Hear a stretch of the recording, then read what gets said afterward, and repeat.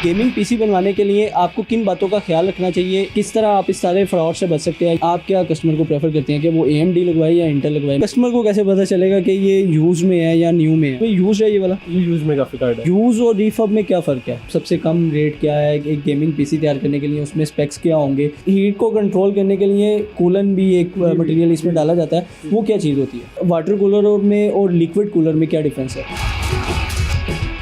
अस्सलाम वालेकुम नाज़रीन, पब्लिक डिजिटल एक्सक्लूसिव के साथ मैं हूं आपका मेज़बान फैज़ान आसिफ। नाज़रीन, आज के डिजिटल दौर में हर आदमी की ख्वाहिश होती है कि उसका जो पीसी हो वो बहुत अच्छा और अच्छी परफॉर्मेंस वाला हो। साथ ही साथ हर दूसरा शख्स जो है वो गेम का शौकीन है, बच्चे हों या बड़े हों, सबको गेम्स खेलने का बहुत शौक़ होता है और अपने इस शौक़ को पूरा करने के लिए वो गेमिंग पीसी बनवाते हैं।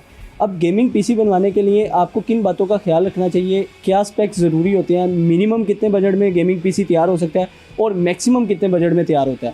जब आप दुकानदार के पास जाते हैं गेमिंग पीसी बनवाने के लिए, वो कौन कौन सी चीज़ें आपको रिफर्ब में डाल सकता है और किस तरह आप इस सारे फ्रॉड से बच सकते हैं, ये सारा प्रोसेस आज की वीडियो में इसको बताऊंगा। तो आइए मेरे साथ चलते। बासित भाई, जब एक बच्चा या एक बड़ा आदमी आपके पास आता है कि मैंने अपना एक गेमिंग पीसी तैयार करवाना है, तो उसको किन किन बातों का ख्याल रखना ज़रूरी होता है और ये गेमिंग पीसी तैयार कैसे होता है? सबसे पहले उनका बजट पूछते हैं और गेमिंग के लिए आए तो हम उनसे पूछते हैं कि उसने कौन सी गेम्स खेलनी है। इसलिए कि हम खुद भी गेमिंग करते रहे, हम लोगों को एक्सपीरियंस है गेमिंग का, तो अब वी नो कि कौन सी गेम्स पे कितने FPS अच्छे आएंगे किस पीसी के अंदर, तो किस बजट के अंदर। फिर हम उसके बजट के अकॉर्डिंग उससे गाइड करते हैं। डिफरेंट प्रोसेसर्स के साथ डिफरेंट तरह के मदरबोर्ड यूज़ होते हैं। इंटेल के लैदा मदरबोर्ड्स हैं, AMD चिपसेट के अलग मदरबोर्ड्स हैं। तो मतलब आप क्या रिकमेंड करते हैं कि गेमिंग पीसी बनवाने के लिए कौन सा मदरबोर्ड जो है वो ज़्यादा बेहतर रहता है? डिपेंडिंग ऑन आपकी प्रेफरेंस क्या है, आप AMD में जाना चाह रहे हो कि आप इंटेल में जाना चाह रहे हो? आप क्या कस्टमर को प्रेफर करते हैं कि वो AMD लगवाए या इंटेल लगवाए? मतलब किसकी परफॉर्मेंस जो है वो बेहतर है? हम लोग परफॉर्मेंस वाइज इस टाइम AMD को बेहतर रेट करें, वैल्यू फॉर मनी है। मल्टी कोर मल्टी थ्रेड्स वगैरह में ज़्यादा बेहतर है। सिंगल कोर परफॉर्मेंस अगर आपने लेनी हो तो इंटेल बेटर है, लेकिन लोगों को मल्टीपल चीज़ें साथ मल्टीपल टास्क साथ करने हैं, उसके लिए हम लोग रिकमेंड ये करते हैं कि AMD पे शिफ्ट करें। ये हमारे पास ये पीछे कुछ मदरबोर्ड्स पड़े भी हुए हैं, ये बस भी दिखाएं ज़रा कि ये AMD का? जी, ये AMD का यूज़ मदरबोर्ड है। ये हमने अपने ये जो क्लाइंट्स होते हैं जिन्होंने अपना पीसी अपग्रेड करना होता है, हम उन्हीं से उनका पुराना वाला मदरबोर्ड एडजस्ट कर लेते हैं। ये कस्टमर को कैसे पता चलेगा कि ये यूज़ में है या न्यू में है? कस्टमर को ये चाहिए कि चेक करे उसे कि हर जगह पे जहाँ पे चीज़ें लगनी है, जहाँ पे प्रेशर अप्लाई होना है, उस जगह पे कोई माइनर स्क्रैचेस तो नहीं है, तो स्क्रैचेस को रिमूव वो नहीं कर सकते। जिस तरह ये यूज़ में है, तो आप अगर इसको देखें तो यहाँ पर जहाँ पर इसकी चीज़ें इनपुट करनी है वहाँ पर कुछ स्क्रैचेस जो हैं मिस प्रिंट है। यहाँ पे कलर जोन से हैं वो आपको देख रहे होंगे ब्लैक में फेड हुआ है। तो आप ये चेक कर लें मदरबोर्ड लगवाने से पहले कि आया वो मदरबोर्ड आपको न्यू लगाया जा रहा है या यूज्ड में लगा के दिया जा रहा है। अगर तो वो यूज्ड में है तो वो सेम इसी तरह जिस तरह यहाँ पर इसका कलर फेड हुआ है वो कलर फेड होगा। अच्छा, मदरबोर्ड के अलावा और क्या चीज़ होती है जो मतलब आप रिकमेंड करते हैं कि गेमिंग पीसी में सारा दारोमदार उसके ऊपर होता है? प्रोसेसर और ग्राफिक कार्ड्स। ठीक है, तो प्रोसेसर कितने किस्म के होते हैं और वो कौन सा आप रिकमेंड करते हैं कस्टमर को? जैसे कि आपको पता होगा इंटेल में होता है Core i3, Core i5 और Core i7। उसमें अब जनरेशन चल रही हैं। इस टाइम पे 11th और 12th जनरेशन अभी इस टाइम पे रनिंग में है और जो सबसे हाई एंड प्रोसेसर है उस टाइम इसमें है 12900K। One of the most important thing, जब आप पीसी के ऊपर अपना बजट सेट करते हो तो प्रोसेसर आपका एक बहुत इंपॉर्टेंट पार्ट होना चाहिए। इसमें आपको प्रोसेसर के बाद जो तीसरा ज़रूरी पार्ट होता है वो ये आपका ग्राफिक कार्ड है। ये यहाँ पर एक ग्राफिक कार्ड मौजूद है, आप एक देख सकते हैं। अच्छा, ये बस भाई यूज़ है ये वाला? ये यूज़ में ग्राफिक कार्ड है। यूज़ और रिफर्ब में क्या फ़र्क है? यूज़ ये रिफर्ब मतलब कि कोई प्रॉब्लम आई ग्राफिक कार्ड में, ख़राब हो गया, चलना बंद हो गया, कंपनी के पास गया या लोगों ने खुद रिपेयर करके उसे मार्केट में लाके दोबारा सेल कर रहे हैं। हाँ, ठीक है। मॉडिफाइड रिफर्ब वैसे सुनन तो कंपनी से ही रिपेयर होके आता है, लेकिन रिपेयर की भी चीज़ को आपको खुद आइडिया है, उसकी वैल्यू डिफरेंट होती है, उसकी वारंटी डिफरेंट, वारंटी वाइड हो चुकी होती है। वो जरा हम लोग ऐसे यूज़ ग्राफिक कार्ड ज़रा इस चीज़ की वारंटी देते हैं कि 1 मंथ की वारंटी देते हैं। अच्छा, ये जो अभी आपने पकड़ा हुआ है ये यूज़ है, ये रिफर्ब नहीं है? ये यूज़ है। ठीक है। तो वो जो रिफर्ब होता है उसकी क्या मतलब किस तरह पता चलता है कि ये रिपेयर किया गया है? इसको रिपेयर किया गया है वो डिफरेंट जगह पे पॉइंट्स पे सोल्डर्स वगैरह लगे होते हैं, डिफरेंट जगहों पे स्टिकर्स वगैरह लगे हुए हैं कि वो चीज़ें ओपन हुई हैं तो उसका मतलब है कार्ड को एज एन ऑपरेट किया गया है यूज़ करने के लिए। अगर वो सील्स ब्रेक की हुई हैं। ये थे वो सिस्टम्स के मेन पार्ट। अब चलते हैं असम्बलिंग वाले एरिया में जहाँ पे गेमिंग पीसी को असम्बल किया जाता है और वो किस तरह किया जाता है वो भी आपको दिखाते हैं।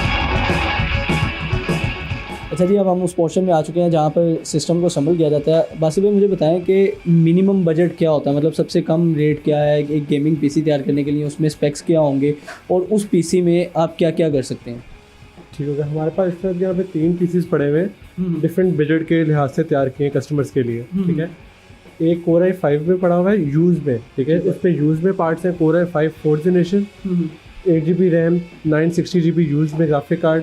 ठीक है, यूज़ की केसिंग है, जो ब्रांडेड सिस्टम की केसिंग आती है उस केसिंग में सिस्टम असेंबल किया गया है। ये तकरीबन 60-70 के अंदर ये स्टार्ट होगा। अच्छा, इसमें आप 8GB रैम देंगे जी, और जो ग्राफिक कार्ड होगा वो कितने GB का होगा?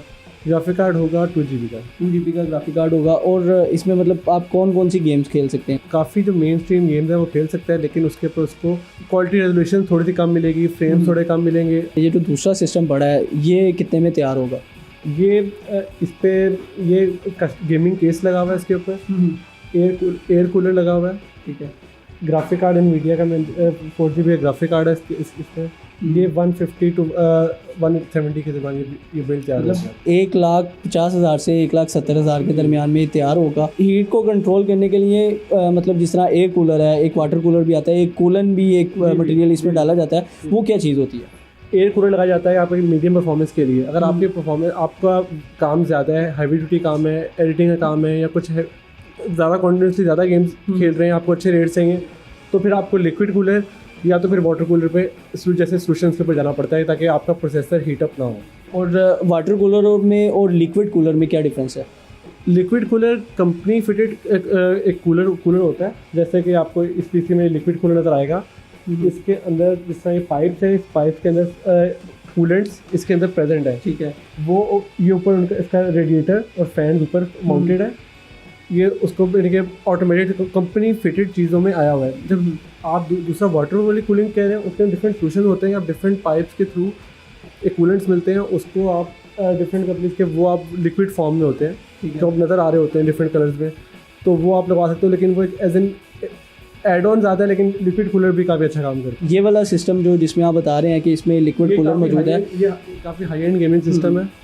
इसमें ग्राफिक कार्ड लगा हुआ है 3060 अच्छी परफॉर्मेंस के लिए, और न्यू सीरीज़ है NVIDIA की, वो कार्ड लगा हुआ है। NZXT का कूलर लगा हुआ है, स्ट्रीमर केबल्स हैं जिसकी खूबसूरती को जो बढ़ा रही हैं, और साथ ये पूरी वाइट थीम में एक बिल्ड तैयार हुई हुई है। इसका जो ग्राफिक कार्ड है वो कितने GB का है? ग्राफिक कार्ड इसका 6GB ग्राफिक कार्ड है इसका, और रेंडरिंग गेमिंग सब पर्पज़ के लिए अच्छा कार्ड है। ठीक है, मतलब ये 6GB में जो ग्राफिक कार्ड लग के सिस्टम तैयार होगा, इसमें रैम कितनी होगी? रैम इसमें है 32GB। 32GB रैम और 6GB ग्राफिक कार्ड। और इसके अंदर क्या स्पेक्स होंगी? इसमें इंटेल का Core i9 लगा हुआ है। ठीक है, प्रोसेसर Core i9 लगा होगा, 32GB रैम होगी और 6GB इसका ग्राफिक कार्ड होगा। तो भी आता है ग्राफिक कार्ड, ये 6GB लगा हुआ है क्लाइंट की रिक्वायरमेंट के मुताबिक, जो उसका परफॉर्मेंस तो जो उसका बजट बन रहा था उसके अकॉर्डिंग हमने उसको बिल्ड बना के दिया। अच्छा, मतलब 6GB ग्राफिक कार्ड में 32GB रैम में और i9 प्रोसेसर के साथ ये सिस्टम कितने में तैयार होगा? ये प्रोसेसर ये होगा इस टाइम आजकल के रेट के मुताबिक 4 से 4.25 के दरमियान। अच्छा, इसमें मुझे ये बताएं कि ये मैक्सिमम कितनी प्राइस तक जाते हैं सिस्टम मैक्सिमम आप जैसे ग्राफिक कार्ड है RTX 3090, उसकी प्राइस इस टाइम इस वक्त के लिहाज से कोई 6.5 लाख रुपए है। ठीक है, तो उसके साथ Core i9 और आप डिफरेंट सब चीज़ें मैक्स आउट करते हैं अच्छी बिल्ड बनाने के लिए, तो आपका 14 से 15 लाख रुपए में आपका कंप्यूटर तैयार होता है। जितने में एक गाड़ी आती है उतने में आप एक अपना सिस्टम तैयार कर सकते हैं। आप अपना गेमिंग सिस्टम तैयार करवाना चाहते हैं तो मिनिमम बजट जो हमें बासित भाई ने बताया वो 60 to 70K में अभी करंट प्राइस के मुताबिक तैयार किया जाएगा, जिसमें आप जो जनरल गेम्स हैं वो खेल सकते हैं। लेकिन अगर आप हाई क्वालिटी गेम्स खेलना चाहते हैं तो उसमें जाहिर सी बात है जितना वो आप गुड़ डालें उतना ही मीठी होती है चीज़, तो उसी तरह जितने आप पैसे लगाएंगे उतना अच्छा आपका सिस्टम तैयार होगा। और ये मैक्सिमम 14 से 15 लाख तक के भी सिस्टम तैयार किए जाते हैं। इसी के साथ मुझे दीजिए इजाज़त। अल्लाह हाफ़िज़।